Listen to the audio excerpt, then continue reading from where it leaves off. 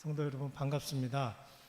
우리 봉헌교회가 속해 있는 교단의 장로회 신학대학교에서 원래는 윤리라고 그래요. 기독교 윤리를 지금 우리 학교에서는 기독교 문화, 여러분 요즘에 유행하는 캐대헌이나 이런 시대의 흐름들을 파악하고 신학적으로 해석해서 가르치는 그런 연구를 하고 있는 교수입니다.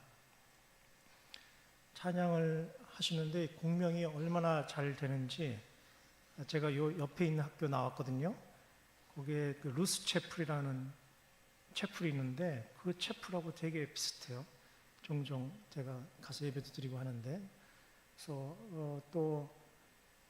제가 직접 알고 있는 여러 사역자들이 우리 교회에서 사역을 하고 있다고 그래서 처음 뵙지만 왠지 친숙한 그런 느낌이 있고, 오래간만에 아주 예전적이고 아주 장로교 스타일의 정통 예배를 제가 함께 하게 돼서 굉장히 마음도 기쁘고 좋습니다. 그런데 목사님하고 또 장로님하고 예배 들어오기 전에 잠깐 얘기를 나누었는데, 우리 교회가 한 70여 년 좀 있으면 된다고 얘기를 들었습니다. 오래된 교회들이 요즘에 겪는 여러 가지 고민이나 어려움들이 있거든요. 우리 교회가 이렇게 이 자리에서 오랫동안 신앙생활을 해왔는데 앞으로 과연 우리 교회가 계속 하나님 앞에 영광을 돌리면서 다음 세대 젊은이들에게 복음을 전해줄 수 있을 것인가, 그런 고민을 하신다는 말씀을 전해 들었습니다. 대부분의 지금 교회들이 그렇습니다. 그도 그럴 것이, 여러분 다 아시겠습니다만은 우리 한국교회에 대한 이 사회적인 신뢰도가 땅에 떨어져 있어요. 최근의 통계는 14%밖에 안 된대요.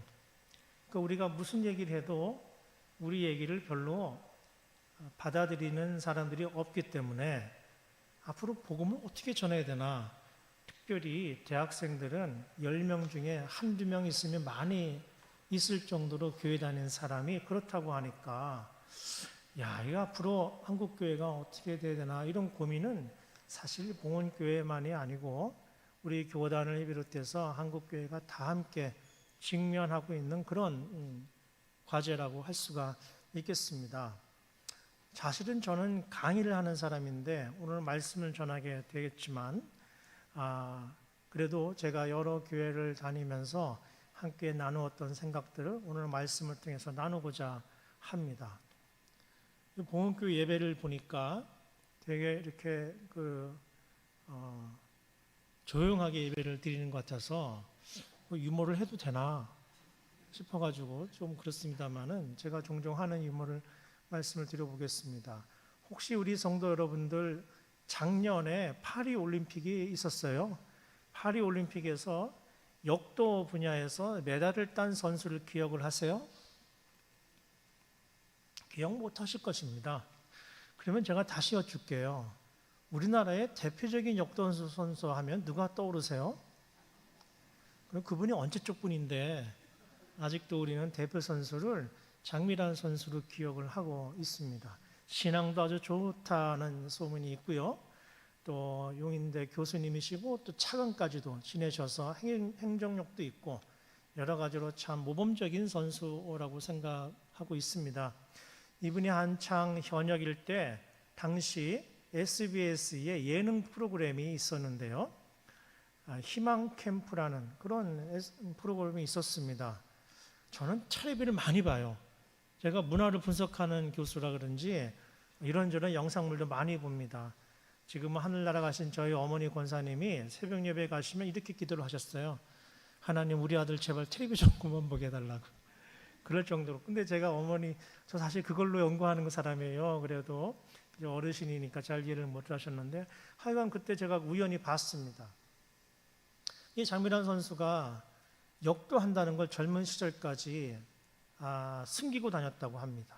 왜냐하면 여성으로서 역도를 한다고 말하는 것이 또 몸도 우락부락하니까 별로 그렇게 드러내고 싶지 않았던 모양입니다.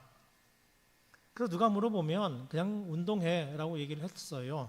그러니까 사람들이 그렇지 뭐 역도만 아니면 되지, 라고 할 정도로 그냥 지나고 다녔는데, 어느 하루는 언니들하고 교회에서 철야 예배를 드리는 가운데 성령께서 감동을 주셨대요. 오늘은 얘기를 해라. 언제까지 숨기고 다닐 것이냐. 그래서 이 양미란 선수가 울면서 기도하다가 잠깐 멈추고, 언니들 사실 저 고백할 게 있어요 라고 얘기를 했다고 합니다. 그러니까 언니들이 장미란 선수에게, 그래 미란아 무슨 얘기니? 그랬더니만 장미란 선수가 언니들 저 사실 역도해요 라고 이제 고백을 한 겁니다.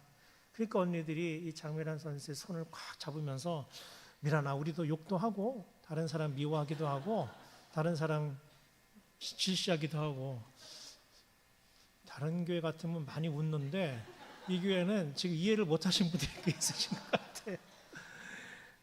역도한다고 얘기했는데 욕도한다고 잘못 들으셔서 또 그만 그게 아니고요 라고 해명하지 못하고 지나가 버리고 말았다 하는 얘기를 제가 그 프로그램에서 들었습니다. 여기 어르신들이 많으신데요, 귀가 잘 안 들리시는 분도 있으실 거예요. 우리 이제 터지시는 거예요.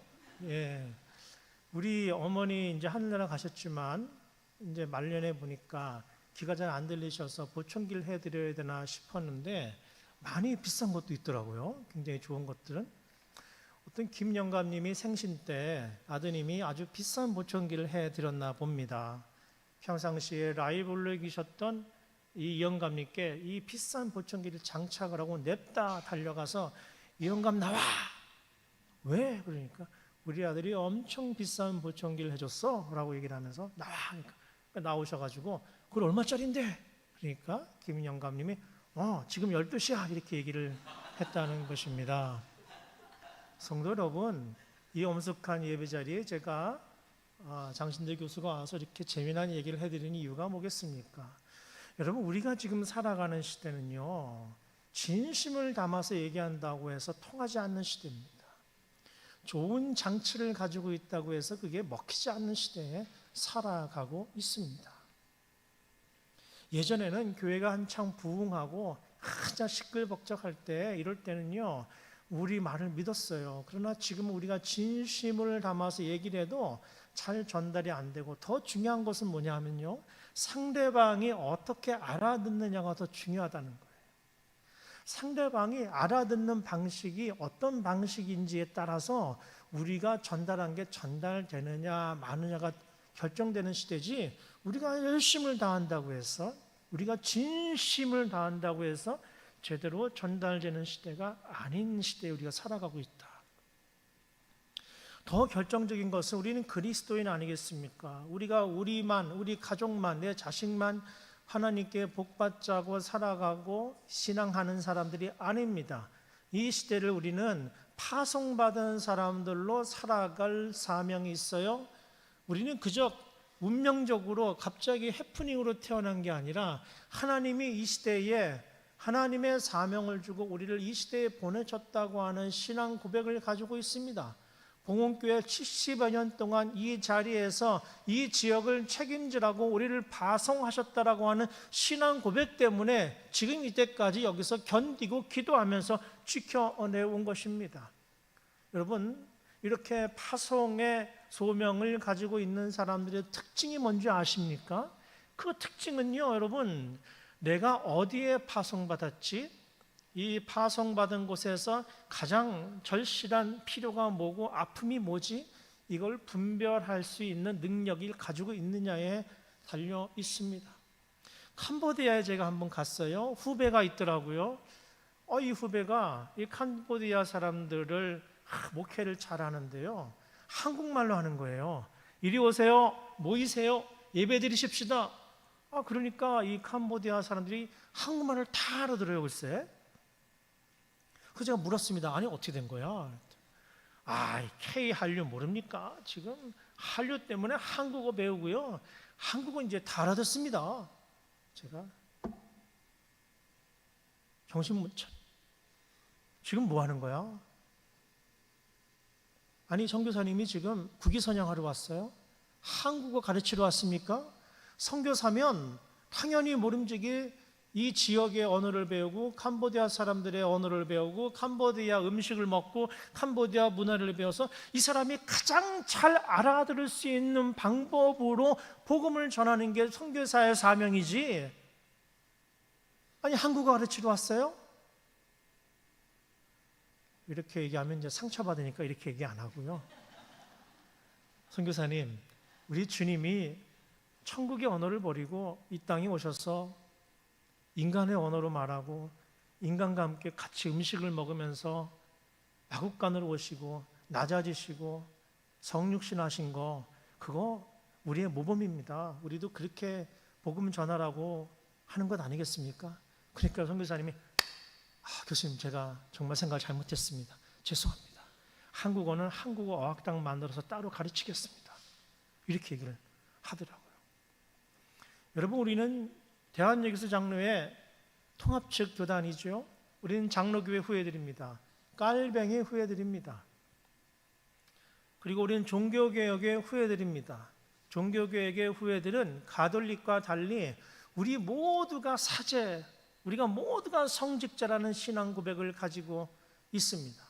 목회자는 전문적인 사역을 하는 사람들이고 우리 모두가 다 하나님의 부르심받은 그 자리에서 사역자로 성직자로 살아가라고 부름받았다. 즉 우리 모두가 선교사처럼 살아가라고 부름받았다는 신앙 고백을 공유하고 있는 공동체란 말이지요.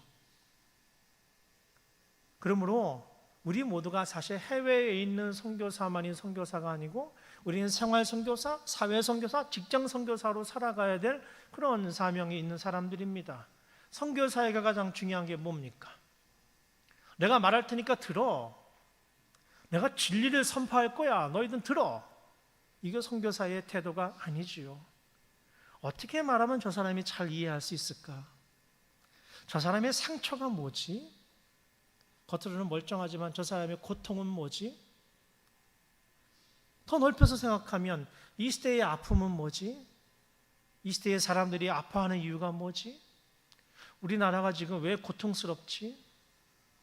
우리 민족이 지금 어떤 위기에 처해 있지? 여기에 우리가 어떻게 응답해야 되지? 복음은 뭐라고 말하고 있지? 성서는 여기에 대해서 어떻게 얘기하고 있지? 이 질문에 서 있는 사람들이 바로 우리 신앙 공동체요, 선교적 공동체요, 장로교회 후예들을 다운 신앙 공동체로 살아가는 사람들의 태도라는 말씀이에요. 그런데 우리 한국교회가 큰 은혜를 받고 부흥성장하고 발전하면서 여러분, 이러한 절실한 마음을 다 잊어버리게 되었고 지금은 마치 어떤 조직처럼 단체처럼 시스템으로 돌아가는 그런 모임으로 변질돼 가고 있는 현실을 목도하게 되는 것입니다. 근데 여러분, 이건 너무나 자연스러운 일이에요. 어느 공동체든 어느 조직이든 어떤 단체든 처음에 으쌰으쌰하고 그 처음에 정신이 살아 있었지만 시간이 가면서 그 모임이 점점 운동이 되고 점점 관료화되고 시스템으로 젖어들게 되는 것이죠. 그건 너무나 자연스러운 단계입니다. 아마 어쩌면 우리 봉헌교회도 그런 단계에 이미 접어든지도 모르겠습니다. 그거는 잘못된 게 아니고 너무나 자연스러운 거예요. 이 정도 역사가 됐으면. 단지 정말 그 공동체가 하나님 앞에 선교적인 그 절실함을 가지고 있는 공동체냐, 아니면 자신들만을 위한 공동체는 어디서 갈리냐 하면, 어떻게 우리는 처음에 주셨던 그 마음을 회복하고 다시 이 시대를 향한 새로운 사명의 분별력을 가질 것인가, 이걸 날마다 고민하는 공동체인가, 아니면 옛날 하던 대로 하는 그런 공동체인가로 갈라지게 되는 것입니다.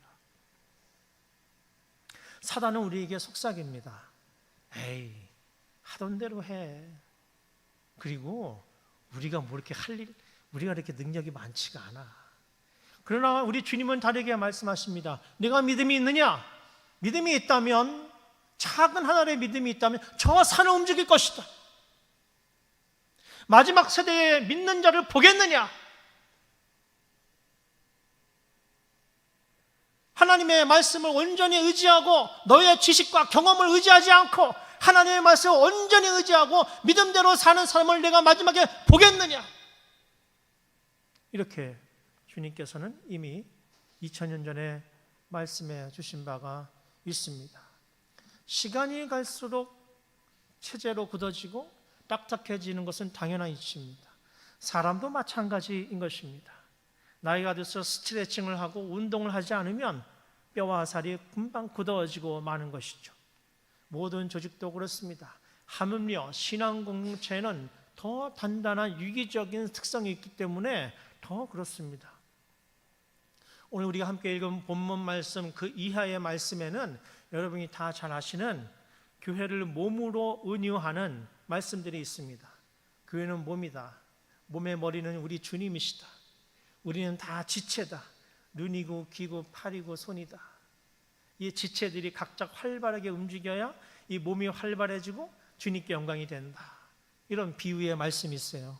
그런데 점점점 교회가 시스템에 갇히고 과거 역사에 갇히고 자신들이 해왔던 일에 갇히면서 각자 유기적으로 놀지 않아요. 바울이 가장 비판했던 것은 이런 겁니다. 야, 네가 팔이라고 해서 발을 욕해? 네가 눈이라고 해서 코를 욕해? 함부로 여겨? 네가 귀라고 해서 저 발가락을 함부로 욕해? 이게 무슨 뜻입니까? 관료화되고 계급화된다는 거예요. 이렇게 되면 여러분 교회가 교회다운 교회로 존재할 수가 없어요.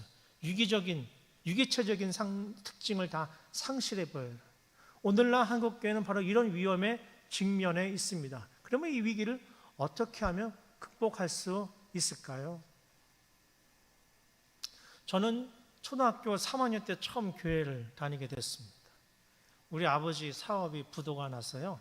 야밤도주를 했어요. 경상도에 살다가. 그리고 올라온 곳이 수원이었습니다. 수원에서 한 40년 살았으니 저는 수원 사람이죠.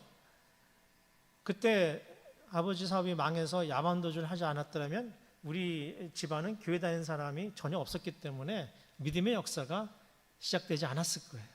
제가 그 덕에 지금 신학교 교수까지 되지 않았겠습니까? 그때 빚쟁이들을 피해서 그 어린 나이에도 생생히 기억해 학교도 못 가고 숨어 살았거든요. 어느 날 동네에 북소리가 울렸습니다. 따라갔어요. 따라오면 맛있는 음식 주고 재미난 이야기 해준 데서 따라갔어요. 그게 제가 처음 발걸음한 교회에 우리 동네 교회의 여름 성경학교였습니다. 그 뒤로 우리 가족은 교회를 다니게 됐고 온 가족이 하나님의 말씀에 붙잡힌 바 되어서 가난하고 힘들게 살았지만 한 번도 절망에 빠진 적은 없었어요. 그때 교회는 저에게 정말 천국이었습니다. 그리고 한국교회는 엄청난 부흥의 역사를 경험하는 때였고 모든 사람들이 각자가 자기 하던 열심을 다해서 열정이 있는 시대였어요. 천막을 치고 해도 희덕거렸고 모든 집사님과 권사님들이 휴가를 만나면서 성경학교를 하고 교회마다 문화개방 같은 게 열려갖고 그 동네 사람들이 다 와서 보는 건 잔치가 되는 시대가 있었습니다. 그 시대로 돌아갈 수 있을까요? 여러분, 학자적인 양심을 걸고 못 돌아갑니다. 그러면 우리는 어떻게 그때 하나님이 강력하게 역사했던 그 시대를 다시 이 시대를 해석할 수 있고 다시 그 은혜를 경험할 수 있을까요? 오늘 우리가 함께 읽은 본문 말씀에 그 비밀이 숨겨져 있습니다. 한국교회가 부흥 성장할 때는 지금 말씀드린 대로 소명론에 강했습니다. 소명이 강했어요. 다시 말해서 그걸 조금 더 학생들, 청년들의 언어로 번역을 하면 고지론이라 그랬어요. 각 시대의 각 영역에 가장 높은 곳에 올라가서 하나님께 영광을 돌려야 된다. 대통령이 되고 큰 장관이 되고 성공하고 좋은 학교 가고 기업에 큰 영향을 미치는 출세를 해서 임팩트를 주고 성공을 해서 사람들에게 영향력을 주는 사람이 되어야 된다. 이게 하나님께 영광을 돌리는 것이다.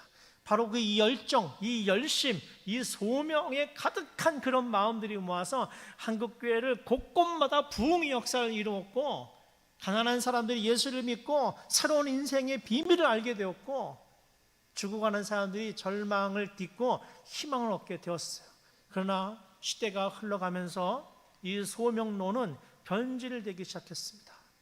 우리보다 못한 사람들을 업신여기게 되었고, 옛날에 가졌던 그 가난의 마음을 잊어버리고 잘난 사람들 편에 서게 되었고, 영향력 있는 사람들 앞 주위에 소위 신앙을 가진 자들이 드글드글 모이게 되었고, 예수 믿으면 성공한다고 하는 거짓 복음이 한국교회를 지배하게 되었고, 낮은 자를 향하고 억울한 자를 눈물을 닦아주고 괴로운 사람들과 함께하는 낮아지는 영성은 사라져버렸습니다.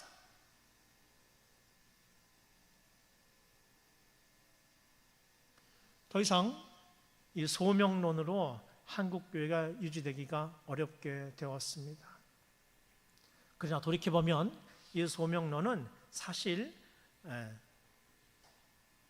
인류의 역사에 있어서 2000년 역사 동안에 불과 300~400년 동안에 불과한 역사를 가지고 있습니다. 교회는 사실 고린도전서 12장에 나오는 것처럼 은사의 중심이 되는 조직이에요.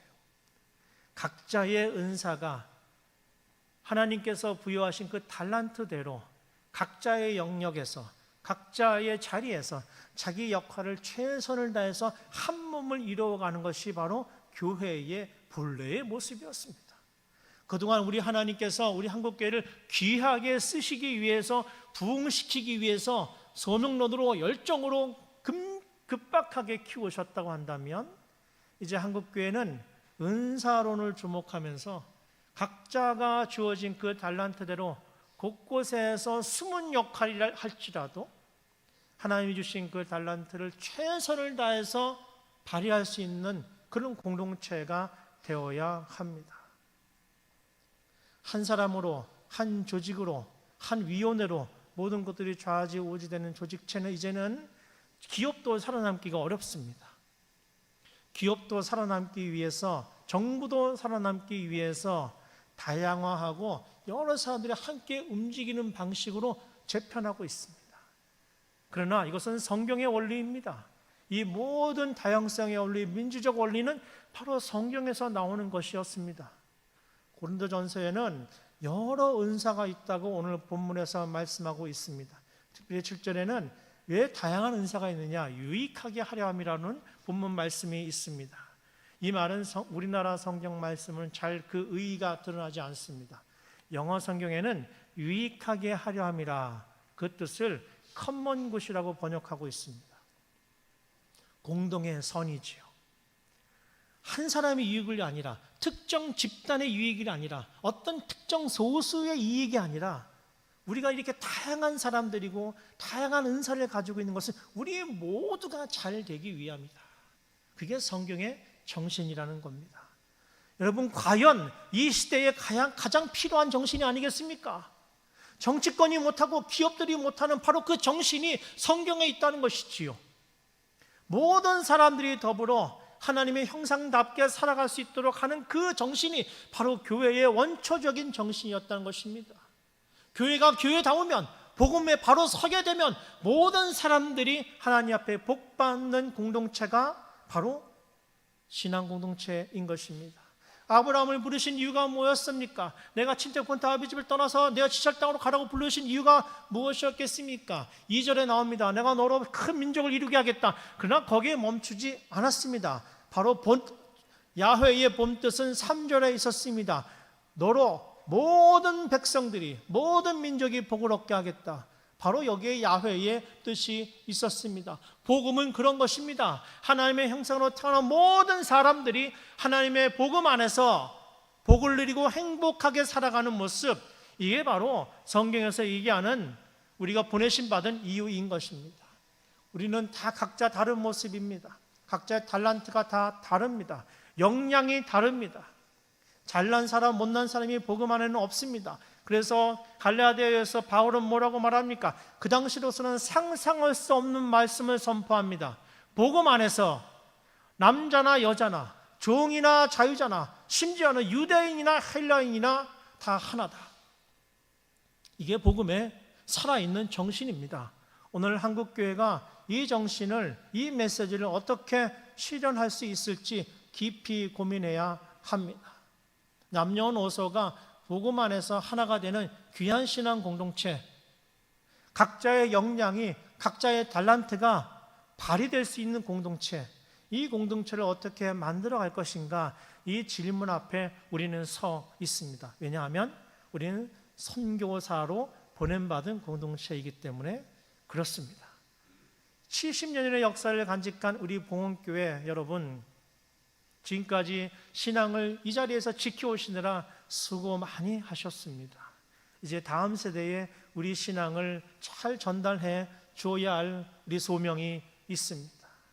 젊은 사람들이 한국교회에 와서 뛰어놀 수 있는 방법이 뭘까요? 이 젊은 친구들이 복음을 멀리하지 않고 복음에 희망이 있다고 믿게 만들고 복음만이 소망이라는 사실을 어떻게 우리가 그들에게 신뢰해 줄 수 있을까요?